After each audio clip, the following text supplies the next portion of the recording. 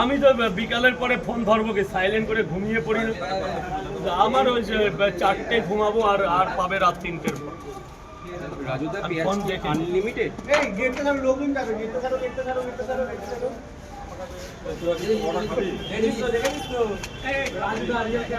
তিনটে করে কয় জায়গা?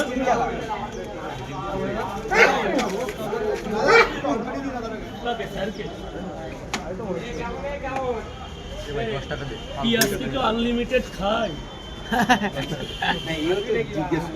ও কি জিজ্ঞেস করলো সেটা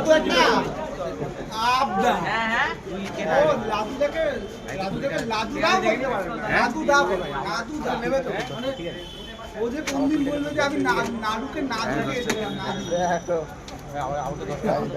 3টে করে 3 জায়গা স্যার, একটা